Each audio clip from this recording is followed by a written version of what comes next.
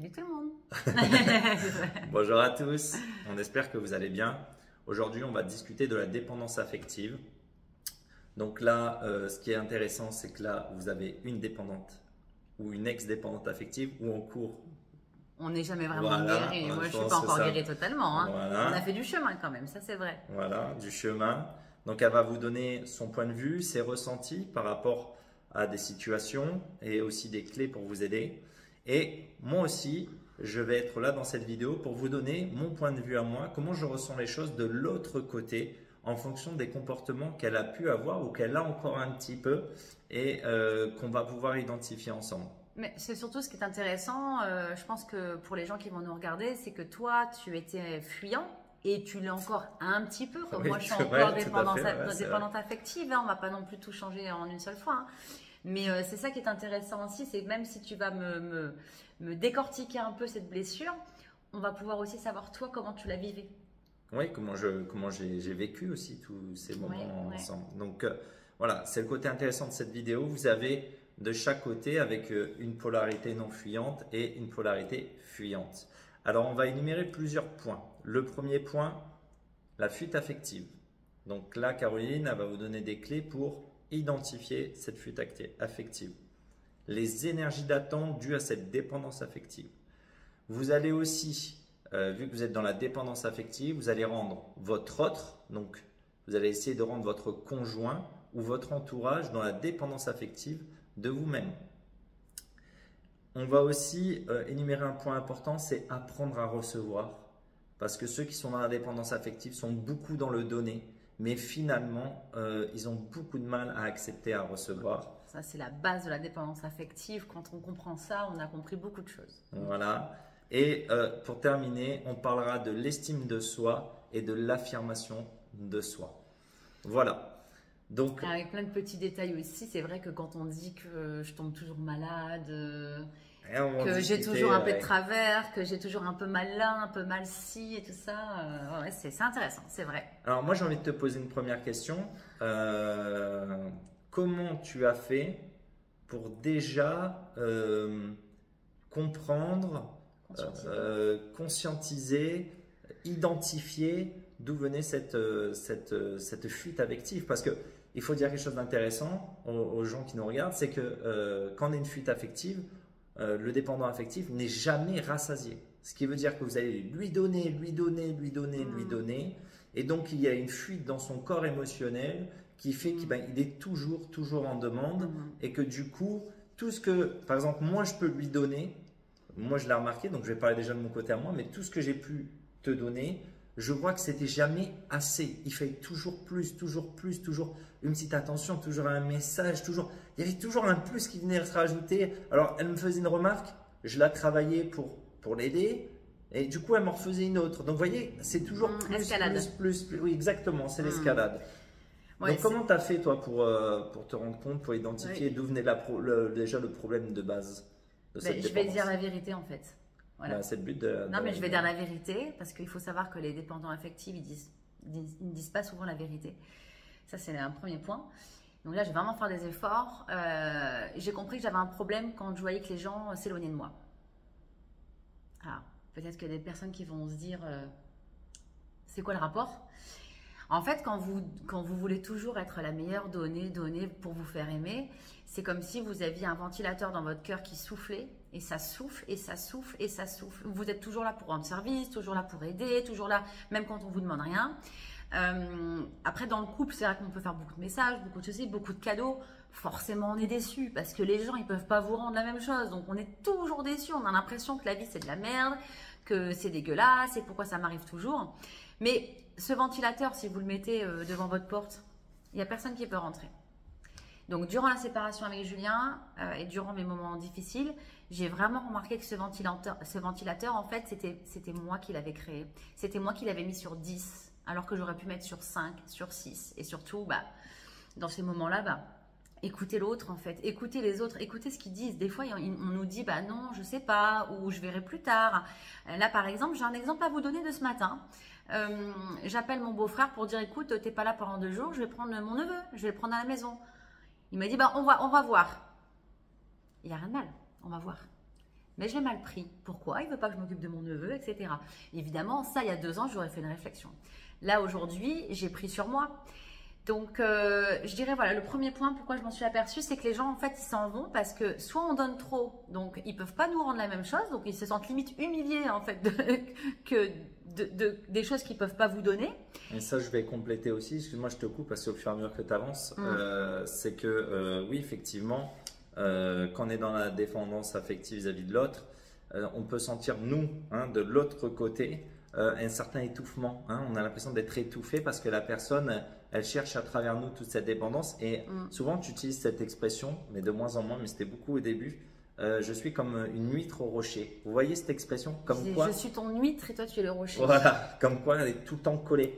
Donc, l'autre de l'autre côté, cette dépendance que vous avez, vous allez la rayonner, vous allez la projeter finalement sur l'autre et l'autre, il va se sentir complètement étouffé.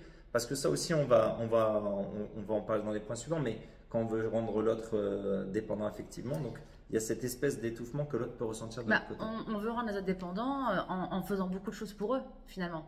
Donc c'est vrai que quand, par exemple, quand on a monté la société, que je faisais les textes, je faisais les vidéos, je faisais ceci, je faisais cela, à un moment donné, comme tout le monde, comme dans tous les couples, je dis tu veux pas faire ci, tu veux pas faire ça, en fait ça se passait pas bien parce que toi peut-être que tu savais pas le faire, peut-être qu'en fait du coup tu avais appris à ne pas le faire aussi, c'était pas dans nos habitudes.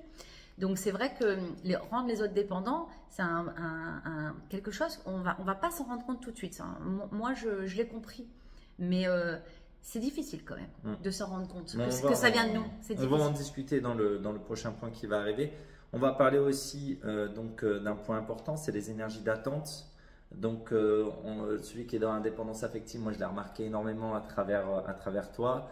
Le premier point que j'ai vu moi en étant en contact, c'est la reconnaissance. Il y a vraiment ce besoin de reconnaissance de l'autre. On a besoin d'être valorisé aussi par l'autre. Et je dirais un point vraiment, vraiment essentiel. Et quand je dis le mot essentiel, c'est parce que c'est l'essence. L'essence, c'est ce qui est vraiment le plus important. Pour moi, c'est d'être accepté par les autres. Il y a un besoin d'être accepté par les autres. Et donc, en fait, toute cette énergie d'attente, on est toujours dans l'attente. Il y a aussi dans la dépendance affective quelque chose qui fait que quand on donne, j'ai l'impression que le dépendant affectif, mais ça, c'est toi qui vas peut-être pouvoir parler de ça, mais j'ai l'impression que le dépendant affectif, il donne dans l'attente aussi de recevoir. Mais c'est en dualité parce que finalement, il ne l'accepte pas. En fait, c'est pas vraiment ça. C'est-à-dire que moi, j'ai très peu d'amis du coup. Parce que je pense que ça doit être trop difficile d'être à mes côtés. Je sais pas, c'est le constat que je fais à 41 ans.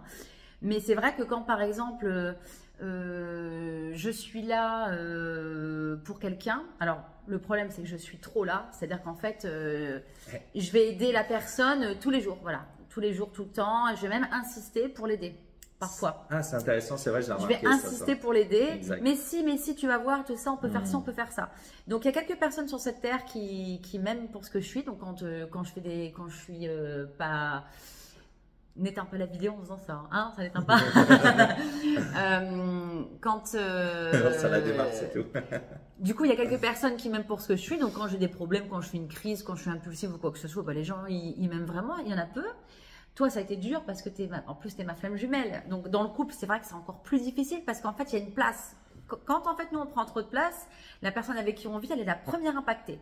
Alors que les amis, bon, ça peut passer. Alors, je me permets aussi quelque chose de très intéressant que tu es en train de dire, c'est que effectivement, il y a quelque chose qui est encore plus difficile. Alors, quand vous êtes en couple, que c'est un lien dit contrat d'âme karmique ou une âme sœur, la dépendance affective va pas être travaillée de la même façon que quand vous êtes en lien d'âme flamme jumelle.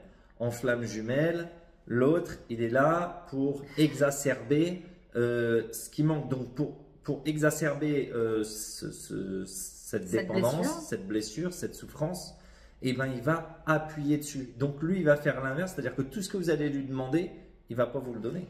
Cependant, pour ceux qui nous regardent et qui ne sont pas flammes jumelles, quand vous rencontrez une âme sœur, c'est l'inverse. Une âme sœur, c'est un compagnon qui va plutôt colmater cette faille. Ce qui est beau au début, c'est qu'en fait, ça donne souvent des mariages rapides, ça donne des meilleurs amis sur cette terre, etc.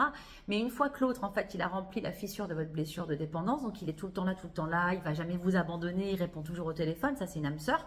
Et bien une fois que la fissure elle est remplie, nous on n'en peut plus. C'est nous qui n'en pouvons plus en fait et qui vont rejeter l'autre.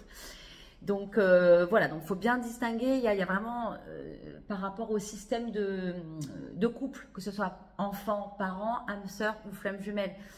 Et je voulais te dire, tout à l'heure, tu m'as dit, c'est quoi ta fuite de la dépendance? Et je ne l'ai pas dit. Ah oui, comment tu as identifié? En fait, je t'ai dit, je dis la vérité, c'est les gens qui s'éloignent en fait, c'est les gens qui me font mal. Voilà, les gens pour qui j'ai beaucoup donné et qui me rejettent après. Qui te reconnaissent pas finalement, il y a ce besoin de reconnaissance. En fait, comme une amie, c'est comme, je sais pas pourquoi, il y a des choses en fait, il n'y a aucune raison. Voilà, les gens ils tournent le dos sans aucune raison. Ça c'est quelque chose de très difficile à vivre. Mais c'est surtout qu'en fait, ça commence depuis que j'étais petite. L'abandonnique, il n'est pas abandonnique comme ça tout d'un coup. Le vrai abandonnique comme moi j'ai été et que je suis heureusement beaucoup moins, c'est parce que mes parents n'étaient pas là quand j'étais petite. Ils n'étaient pas là du tout, du tout, du tout. Des fois j'ai eu des beaux moments, je ne peux pas dire, hein. Ma mère elle a fait tout ce qu'elle pouvait, hein, je le sais, mais elle n'était jamais là. Donc, même des fois pendant plusieurs jours, quoi. Donc, c'est vrai que, et puis bon, aux anniversaires, aux fêtes de l'école, à Noël, des fois pendant une semaine, elle n'était pas là de la semaine, quel que soit l'âge que j'avais. Donc, en fait, et je me souviens, quand tu dis l'énergie d'attente, je me souviens que j'attendais ma mère, je me mettais à la fenêtre et je dormais pas. J'avais posé la question. J'aurais dû aller dormir à 8 heures, je sais pas, j'avais peut-être 6-7 ans. Et en fait, j'attendais et j'écoutais, j'entendais le bruit de la Renault 21. Parce que je reconnaissais le bruit de la... On aurait comme un chien, quoi. Comme une petite fille devant la fenêtre, non, pour un chien, pas non, forcément. mais je dis comme un chien pour accentuer un peu le truc, parce qu'un chien, il attend, comme il une petite entend. Fille derrière la fenêtre qui attend. Hein, vous entendez les amis, qui attend que sa maman, que son papa y rentre. Voilà, donc il y a C'était comme ça tous les soirs, quoi. Donc tu as réussi à identifier en te voyant dans l'attente de quelque chose, en fait. Ouais. C'est ce besoin d'attente qui t'a permis. Et aussi, un point important, c'est que des fois, vous avez été insécurisé dans votre enfance. Donc, vous êtes dans l'attente que l'autre vous sécurise. Ah oui, après, il y a plusieurs schémas, oui. Donc, après, il y a aussi ce besoin d'attente qui est dans la dépendance affective, qui fait qu'il y a une insécurité et que l'autre va vouloir vous sécuriser au maximum. Vous attendez de l'autre qui vous sécurise. Alors, encore une fois de plus, si on est en lien d'âme-sœur, ça va se faire tout seul, gentiment, tout doucement. Si on est en lien de flamme jumelle, ça va être explosif. Voilà. Je voudrais vous dire qu'il y a deux abandons. Hein. Souvent dans les consultations qu'on fait, des fois on met le doigt sur un truc et ça fait exploser la conscience de la personne. Il y a un abandon de rôle aussi qui est aussi une blessure abandonnique. Donc l'abandon de rôle, c'est par exemple une maman qui gère pas la maison. Vous voyez, votre maman, elle ne travaille pas, elle est toujours là, elle va vous chercher à l'école, tout ça, mais elle ne vous gère pas, elle n'a pas d'autorité. Ou un père qui n'a pas d'autorité. Un père, par exemple, des parents, admettons que vous vous faites harceler ou agresser à l'école, ils s'en foutent. Ils vont pas aller voir la maîtresse. Voilà, il y a aussi l'abandon de rôle que vous pouvez aussi réfléchir. Parce qu'il y en a qui ont la blessure abandonnique, mais qui me disent, mais mes parents, ils étaient toujours là. Donc là, on va chercher l'abandon de rôle. Hein. Il y a l'abandon, et je parlerai même de quelque chose qui est très difficile quand quelqu'un a une blessure de rejet, et qui a une dépendance affective. Je vous raccompagne, il y a une énorme dualité entre je suis dans la demande, mais en fait, je rejette qu'on me la donne. Donc, dans le rejet aussi, j'ai remarqué que c'était dans l'abandonnique et dans celui qui est dans le rejet aussi que c'est compliqué à gérer cette dépendance affective. Oui, c'est vrai qu'au fur et à mesure du temps, ça fait plusieurs années maintenant qu'on fait ça, on a appris, moi j'appelle ça des recettes en fait, comme un peu des recettes de cuisine. On a l'abandonnique qui a la trahison aussi. On a l'humilié et l'abandon, ils vont souvent ensemble. On a des couples en fait de blessures qui vont encore changer la façon dont on peut guérir nos problèmes. Les amis, moi, quelque chose que je peux vous conseiller pour essayer d'identifier cette blessure de dépendance affective, c'est de méditer, de vous poser les bonnes questions. Prenez une feuille et un stylo, demandez-vous dans quelle attente vous êtes vis-à-vis de l'autre, de quoi vous avez besoin. Est-ce que c'est une insécurité? Est-ce que c'est un vide? Est-ce qu'il y a un besoin vraiment de sentir des câlins, de l'amour de l'autre? Prenez le temps de vous poser, d'écrire et même de méditer. Moi, je vous invite, nous on fait des régressions sur l'enfant intérieur, ce qui permet de pouvoir mettre vraiment en lumière cette dépendance affective. Et je pense que c'est ce que tu as fait, c'est qu'à un moment donné, tu as été en introspection. Et donc, ça t'a permis d'identifier les besoins et pourquoi il y a eu tous ces blocages. En fait, pourquoi? Ça, c'est des histoires familiales. Déjà, je voudrais te dire, quand tu dis se poser, c'est extrêmement important parce que nous, les femmes ou les hommes dépendants affectifs, ils sont très yang. Donc, se poser, déjà, c'est vachement bien. Moi, je dis souvent, assis-toi sur une chaise, regarde le paysage, pose, écris aussi les choses. Ensuite, l'enfant intérieur, en fait, ce qui est incroyable quand on fait une régression enfant intérieur, c'est qu'on ne va pas voir que l'enfant intérieur. On va voir aussi les personnes qui nous entourent. Donc, avec la médiumnité, il y a des fois des gens qui arrivent dont on ne se souvenait pas. Mais surtout, moi, quand j'étais voir Caroline, qui était bien seule, parfois, du coup, j'ai été la voir. Vous pouvez le faire aussi, vous. Hein. Vous allez voir Caroline, vous allez voir votre enfant intérieur. Comment tu as fait pour aller la voir? Comment tu as utilisé? Alors, c'est un protocole assez particulier, mais quand je vais chez moi, dans la maison où j'habitais avant, ou à la cantine, quand je mangeais toute seule, par exemple, je vais tout simplement, je prends ma voiture, même si j'habitais à Lille, maintenant j'habite dans le Var, je prends ma voiture quand même dans ma méditation, dans ma régression. Tu fais une projection en fait. Je prends ma voiture tout le temps parce que je trouve que le chemin pour y aller, il est important. Et quand j'arrive, je regarde Caroline et je fais tout ce que je peux pour elle, comme si c'était ma fille. Par exemple, si elle est toute seule à la fenêtre, je lui dis, viens, si tu veux, on peut faire un jeu. Parce que cet enfant, il souffre tellement qu'il oublie d'être un enfant. Donc en fait, cette petite fille, elle va vous protéger, elle va protéger l'adulte que vous êtes. Et elle oublie d'être un enfant. Souvent, les personnes qui ont des grosses blessures comme ça d'enfance, ils se rendent compte qu'ils ont loupé quelque chose. On n'est pas dans la mission de vie, ou alors il y a un truc qui cloche tout le temps. Et c'est cet enfant qui a la réponse.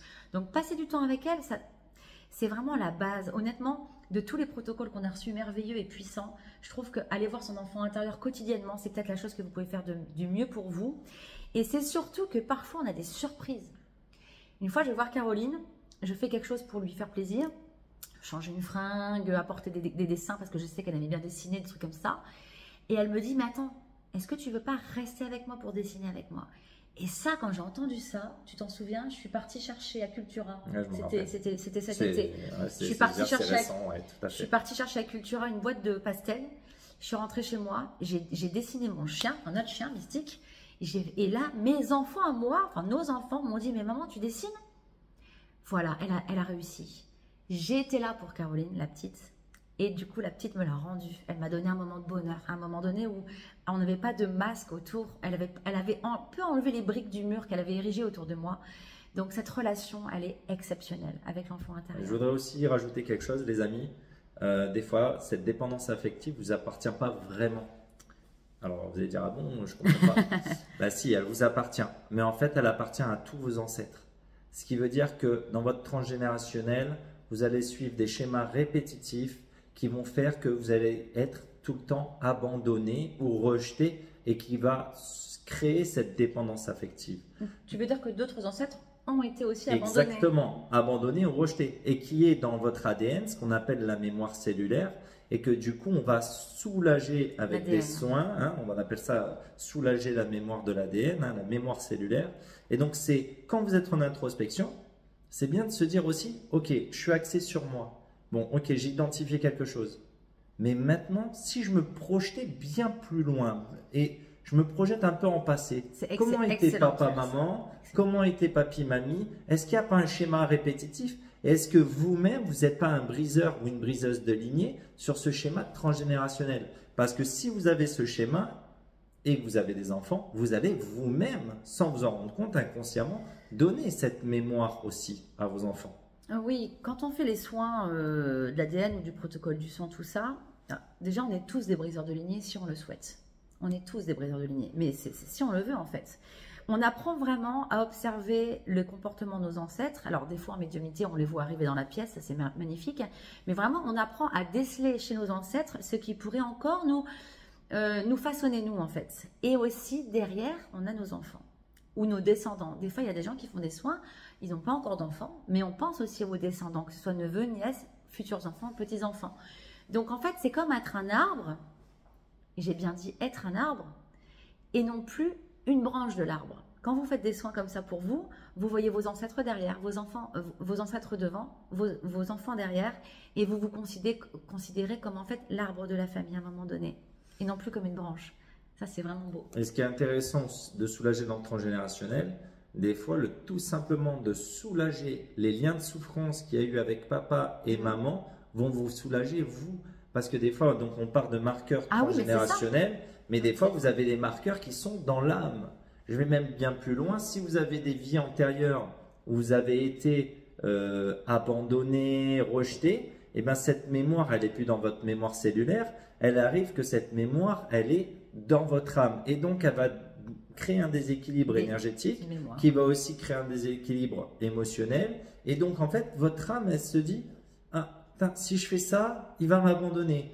Si je dis non, on va me rejeter. Et finalement, votre âme, toutes ces blessures karmiques que vous gardez, qui sont à soulager, vous font avoir le mauvais comportement et vous emmènent dans cette dépendance affective. Les mémoires transgénérationnelles et les mémoires de votre vie d'aujourd'hui se posent souvent dans le chakra racine et dans le chakra du ventre. C'est totalement logique pour quelqu'un qui s'incarne sur la Terre. Les mémoires karmiques se posent souvent au niveau du chakra de la gorge. C'est pour ça que quand on fait des soins, c'est Julien qui fait des soins en présentiel ou à distanciel, des fois on peut lever les mains comme ça parce qu'en fait ça touche le corps numéro 5, le chakra de la gorge.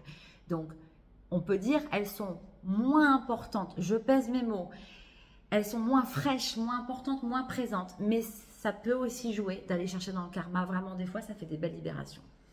Alors, il y a un point aussi qui est important, c'est de chercher à rendre son conjoint, son mari ou tout simplement son entourage dépendant de celui qui a la dépendance affective. C'est-à-dire, par exemple, si je suis dépendant affectif, de rendre les gens dépendants de moi en me rendant le mot que j'ai… Indispensable. Voilà, le mot que… t'as voulu le dire. Le mot que j'ai vraiment ancré à l'intérieur de moi sur les dépendants affectifs, c'est de se rendre indispensable. Ah oui, oui. C'est encore une fois ce ventilateur qui tourne. En fait, on souffle, on souffle. Alors, on a beau dire… Écoute, mon thérapeute, tu peux m'aider s'il te plaît, j'aimerais bien rencontrer quelqu'un, j'aimerais bien que mon amoureux, je sais qu'on s'aime, mais pourquoi il n'est pas là? Mais le problème, c'est que le ventilateur, il souffle trop. Donc ça, c'est vraiment… Alors là, il faut utiliser le mental, le psychique, le physique, même le physique en arrêtant de faire des SMS ou en arrêtant de tout faire pour les autres. Vraiment, c'est un exercice au quotidien. Il faut jauger, moi si je peux donner un conseil, c'est jauger le ventilateur. Équilibrer. Ouais. Équilibrer. C'est comme si votre patron, il vous demande de faire des heures supplémentaires. Vous êtes 10 sur 10 parce que 10 sur 10, vous gagnez 2500 € de salaire par exemple. Là, il vous demande de faire 5 heures supplémentaires. Vous dites, bon, mon patron, il est sympa. Ouais, c'est une période compliquée. Il m'a laissé à Noël, il m'a donné mon 24, il m'a rien demandé. Allez, je reste 10 sur 10. Même peut-être je peux pousser à 12. Mais si ce patron, il vous demande de faire 5 heures tous les mois et qu'à un moment donné, c'est vous qui vous retrouvez trop, il va falloir baisser le ventilateur avec ce patron. Et bien ça, c'est pareil. Les dépendants affectifs, il faut savoir jauger le ventilateur. Mais c'est intéressant ce que tu dis parce qu'en fait, dans la dépendance affective, il y a aussi l'affirmation de soi et qui passe à savoir dire non. Parce que quelqu'un qui est dans la dépendance affective, il ne dira jamais non. Jamais. Parce que lui, ou au mauvais moment. Si des fois, je dis non au mauvais moment. Ou non au mauvais moment, mais voilà, c'est ça. C'est qu'en fait, il ne fait plus le distinguo entre quand il doit dire oui, quand il doit dire non, parce qu'il est dans ce sacrifice. Et finalement, il se le projette en permanence sur les autres pour recevoir ce qu'il attend. J'utilise le mot attendre encore, ce qu'il attend. Et donc, il est plus projeté sur la vie des autres que sur sa propre vie et sur son propre être. Parce qu'en fait, il cherche à travers les autres quelque chose qu'il doit s'apporter lui-même. Donc ça, c'est la base pour tous les amis. On s'axe d'abord sur soi avant de s'axer sur les autres. Je vais prendre un sujet qui parlera à tout le monde. Je vais parler de la confiance. La confiance, d'abord, il faut d'abord apprendre à se faire confiance à soi-même. Alors, se faire confiance à soi-même, pour aller dans les grandes lignes, c'est faire confiance en son intuition, se faire confiance dans ses choix, dans ses projets, voilà. Se faire confiance dans ce qu'on crée, ce qu'on fait. Voilà, donc ça c'est important. Parce que si vous vous faites confiance, vous allez faire confiance aux autres et les autres, ils vont vous faire confiance. Donc vous êtes le point de départ. Et ça, c'est valable pour tout. Alors, pourquoi il parle de confiance, Julien? Je sais très bien. C'est parce que Julien n'avait jamais confiance en moi avant. Pourquoi il n'avait pas confiance en moi? Là, on va venir à un sujet très fort. Ça peut-être vraiment le secret des dépendants. En fait, vu qu'on n'est pas sincère, qu'on dit non à la place de dire oui, des fois on dit oui à la place de dire non, qu'on veut toujours être malléable comme ça, de toujours faire plaisir, arranger le coup et être avec les gens pour être toujours présente, en fait, on devient faux. Et en fait, les gens n'ont pas confiance en nous. Et ça, c'est hyper dur. Franchement, je crois que moi, j'en ai beaucoup souffert parce que je ne comprenais pas. Julien, au début de notre relation, et aujourd'hui, c'est fini, depuis la séparation, il m'a dit, c'est bon, j'ai confiance en toi. J'ai compris.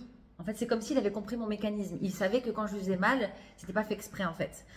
Par exemple, quand je me faisais inviter à déjeuner par une copine, chose que Julien fait naturellement quand il a envie, en fait. Ben moi, quand ça m'arrivait, je me disais, bon, attends, c'est mardi. Attends, le mardi, il a des enfants le soir. Donc, du coup, j'ai envie de manger avec lui. Et en même temps, il faut que j'aille manger avec ma copine. Parce que Julien, il me reproche de toujours être collé à lui. Bon, alors comment je vais faire? voyez ce qui m'arrivait dans ma tête? Au lieu de tout simplement dire, bah, je suis disponible, évidemment qu'on peut manger ensemble. Elle m'invitait le mercredi, j'avais rendez-vous mardi d'après. Mercredi, jeudi, vendredi, samedi, dimanche, je disais pas à Julien. Et je me disais, comment je vais faire? Ouais, c'est vrai. T'attends, et je lui reprochais toujours de me prévenir au dernier moment. Et quand je lui disais, bah, lundi, bah, en fait, j'ai ma copine qui m'invite à manger. Et ben au début, on était des dingos, on était à fond dans l'ego et la blessure. Il me disait, tu me trompes, hein, c'est ça. On en venait en fait à ce qu'il croit que je le trompe parce qu'il me voyait manigancer. Et ça, vraiment, je fais un message à toutes les femmes ou chasers ou dépendantes affectives dans un parcours amoureux qui sont en galère et qui ne comprennent pas certaines choses. Pourquoi des fois lui, il est en colère? Pourquoi lui, il vous raccroche au nez? Ou des fois, il dit, ah, je ne peux pas te faire confiance. Des fois, sur des sujets qui sont autres. C'est parce que quelques jours avant, vous avez fait un truc comme ça. C'est très intéressant ce que tu dis parce qu'en fait, c'est un sujet sur lequel j'ai voulu faire cette vidéo et je n'y ai pas pensé.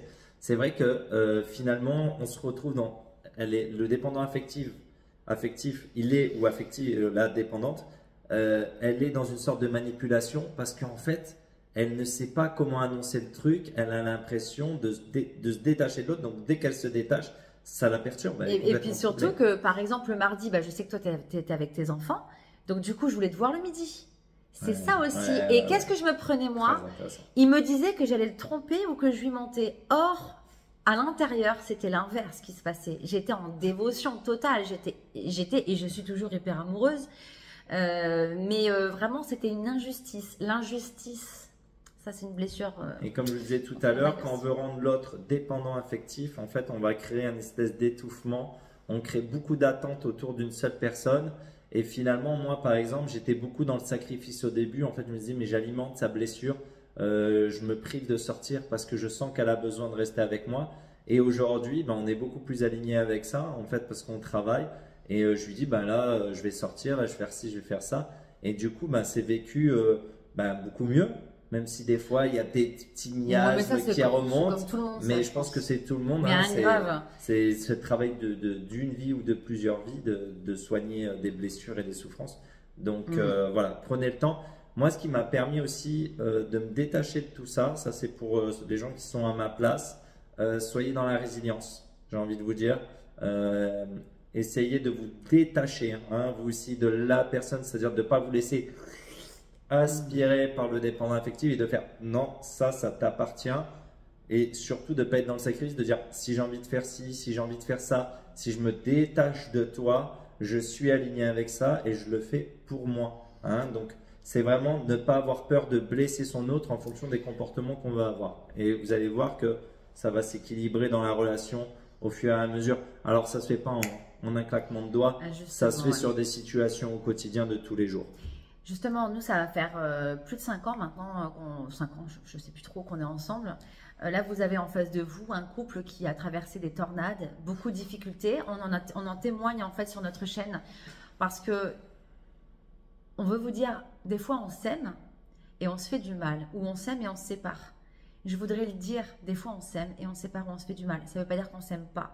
Il y a des gens qui disent, ah bah si elle est comme ça, c'est pas possible. Ou si lui ne me répond pas, c'est qu'il m'aime pas. Mais non, mais lui il m'a ghosté parce qu'il ne supportait pas. En fait, il ne savait pas s'il pouvait compter sur moi.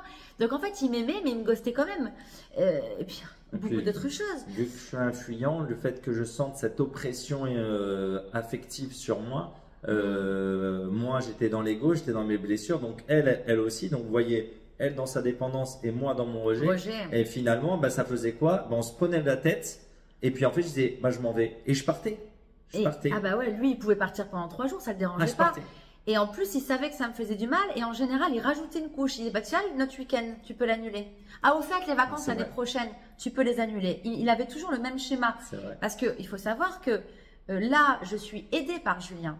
J'ai toujours dit depuis le début, c'est vous qui devez faire beaucoup de choses dans le parcours au début. Guérir d'abord, comprendre d'abord et pardonner d'abord certainement. Mais une fois qu'il est là, c'est lui qui nous aide. Et ça, je vous l'ai toujours dit et j'en suis la preuve vivante. Mais au début, disons que lui, en fait, le masculin, on peut dire rogneur dans le parcours de flamme jumelle ou le fuyant dans un couple lambda, c'est-à-dire qu'en fait, il va réagir déjà assez excessivement. Et certainement pas au même moment que vous avez été dépendante. Par exemple, si vous faites une crise de dépendance le week-end, il va certainement réagir le mercredi d'après. Donc ça, c'est vraiment très difficile à comprendre. Hein. C'est pour ça que… Ouais, puis moi aujourd'hui, je te rassure. Parce qu'il y a un truc qui est intéressant aussi, c'est que le dépendant affectif, quand l'autre part, en fait, je me suis rendu compte qu'elle, c'était pas le fait qu'elle ait peur que je la trahisse. Je me suis rendu compte, et c'est récent, que en fait, c'est juste qu'elle a peur que je ne revienne pas. Pensez à ce que je suis en train de dire. Donc, tu as compris que j'avais confiance en toi. Voilà. Et que du coup, en fait, c'était qu'elle était dans l'attente que je rentre à la maison. Comme l'exemple qu'a donné au début, la petite fille qui attend que sa maman elle rentre. Si j'ai peur s'il pensait que j'avais pas confiance en lui, ça fait quoi chez Julien? Ça fait une humiliation. Parce que si je dis de Julien, en fait, bah, ça tombe, tu vas faire une bêtise, tu vas me tromper ou un truc comme ça, c'est hyper humiliant pour quelqu'un qui vous aime. Alors, dernier point important pour terminer cette interview. Ça fait bizarre, hein. Ça fait bizarre pour Alors, le dépendant affectif donne beaucoup. Hein. Tu prends cet exemple du ventilateur. Donc, il donne. Moi, j'ai envie de te poser une question. Je n'ai pas trouvé encore la clé. Je la cherche. Pourquoi il n'arrive pas à recevoir? Qu'est-ce qui l'empêche de recevoir? Pourquoi il ne veut pas ou il n'accepte pas? En fait, dans les plus profonds de notre âme, dans notre inconscient, si jamais j'accepte de recevoir, potentiellement, ça va s'arrêter. Je préfère souffrir tout de suite que ça s'arrête. Donc, c'est le fait de prendre, et peut-être même dans une fausse croyance, de ne pas croire en cet amour. Que ça va s'arrêter. Que ça va s'arrêter. C'est des illusions, c'est de l'espoir de toujours que ça s'arrange. Ça, c'est la petite fille qui parle, hein, que ça va arranger, qu'on va passer plus de 2 semaines dans un climat de bonheur, que ma mère, elle va rester plusieurs jours à la maison, mon père, il va s'occuper de moi, il va me prendre le week-end. C'est cet espoir comme ça qui a été vraiment… Cette petite fille, quel âge elle avait, je ne sais pas. Parce que c'est important hein, dans les rendez-vous de libération, on va trouver l'âge. Hein. Des fois, c'est assez étonnant. Hein. C'est pas forcément. Des fois, c'est à 1 mois hein, que ça se passe hein, de vie. Hein. Donc, il faut trouver ce moment-là où la gamine, elle a lâché prise. Elle a dit oh. Vous savez quoi? Je sais, j'ai compris. Ça va jamais s'arranger. C'est ça? Ça va jamais s'arranger? Alors, j'abandonne. Et là, voilà. En consultation, on va chercher ce moment-là. Donc voilà, en fait, je veux pas recevoir. Je veux pas recevoir. Alors, quand je reçois en plus… Tu as peur de recevoir et que la personne, en fait, tu t'y attaches et qu'elle parte. En Exactement. C'est une désillusion. Merci. C'est une illusion. En fait, je me projette dans un futur qui n'existe pas. Donc ça, c'est très mauvais. C'est une fausse croyance. Voilà. Et tu vois, par exemple, à mon anniversaire, tu m'as fait un cadeau fabuleux. Tu m'as fait un super cadeau. Et c'est comme si c'était rien. Alors qu'il y a un pote qui m'a offert un petit bracelet, très beau, hein, j'étais aussi émue parce que je ne m'attendais pas à ça. Il m'a offert un petit bracelet et limite j'étais en larmes d'émotion. Et quand Julien m'offre son cadeau, et ben en fait, j'ai comme si c'était rien quoi.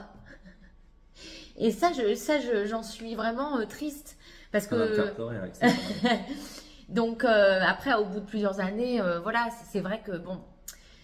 Il a appris à me comprendre et moi j'apprends aussi à te comprendre. C'est ça qui est beau en fait au bout de quelques années. Donc, parce qu'on a cette forme de résilience, c'est de détachement vis-à-vis de l'autre. Ouais, on sait que l'autre est à la hauteur. Voilà, on sait que l'autre il a des blessures. On est là pour s'accompagner et vous êtes en couple. On n'est plus dans le jugement aussi. À un moment donné, il faut baisser les armes. Il faut s'entraider. Et je crois qu'on a peut-être dit ça déjà il y a 5 ans dans les vidéos, mais en fait, on le faisait pas. Donc vraiment, c'est long, c'est vrai que c'est pas facile. Mais moi, ça c'était au mois de septembre. Mais bizarrement, juste après ce moment-là, peut-être il était minuit ce jour-là, et ben on rentre de mon anniversaire, 3-4 heures du matin, et là, c'est Julien qui s'est lâché. C'est toi qui m'as tout dit. Je crois qu'en fait, que ça m'avait blessé. Et il me l'a dit. Et j'étais tellement contente. Et en fait, je suis toujours étonnée. Pourquoi j'ai pas sauté dans les bras de Julien? Parce que je suis toujours étonnée quand on me fait des cadeaux, en fait. À recevoir tout ça, en fait. Je suis étonnée parce que toi, tu fais des très beaux cadeaux tout le temps. Tu gâtes tout le monde. Tu as toujours la petite attention qui est là. Pour tout l'entourage, la famille, tu es toujours l'oreille. Ah, j'ai entendu qu'il voulait. Tu es toujours là, les petits réglages, les petits cadeaux et tout. Et finalement, quand on t'écoute et qu'on te donne en fait ça, tu te sens écouté, tu te sens en fait, aimé, je suis choquée. Et comme je suis choquée, je reste de marbre. Mais à l'intérieur, je suis… À l'intérieur, je suis tellement heureuse. Et moi, de l'autre côté, vu qu'elle a eu du mal à accepter mon cadeau et qu'elle a été, bah, moi, en fait, de mon côté, ça m'a blessé. Je pense que ça m'a blessé je pense, dans mon humiliation. En fait, je me suis dit, mais je me suis senti dévalorisé ou sous-estimé par rapport à la personne. On humilie beaucoup les gens. J'ai fait une comparaison, en fait. Voilà. Donc, non, voilà, c'est très intéressant. Bon, en tout cas, voilà. Donc, moi, ça me fait bizarre que ce soit toi qui me pose des questions parce qu'il y a 4 ans, on a fait l'interview du runner. Bah, voilà. Là, c'était sur la dépendance affective. C'est bien parce que vous avez son point de vue, ses ressentis, mon point de vue, mes ressentis. On espère que cette vidéo va vous apporter beaucoup de prise de conscience, que ça va vous aider.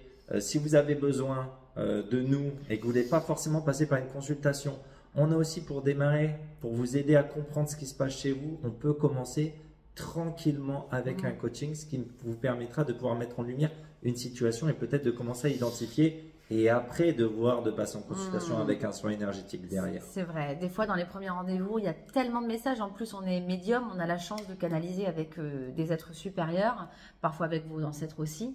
Donc, c'est vrai que parfois, c'est tellement riche, on ne sait pas trop par quoi commencer. C'est pour ça que donc, le coaching peut être un bon moyen de commencer. Permet de commencer peut-être à épurer certains axes. Voilà, les amis. Eh bien, écoutez, prenez soin de vous. Prenez soin de vous. Moi, je dis bravo à ma femme et à ma flamme parce que s'expose. C'est quelque chose qui est imprégnant à l'intérieur d'elle. Et je peux vous dire que pour elle, c'est pas facile de s'exposer comme ça. Donc, voilà. Voilà mon amour. Je ne m'attendais pas à ça. Bon, on vous embrasse. Prenez soin de vous, les amis. Et à bientôt.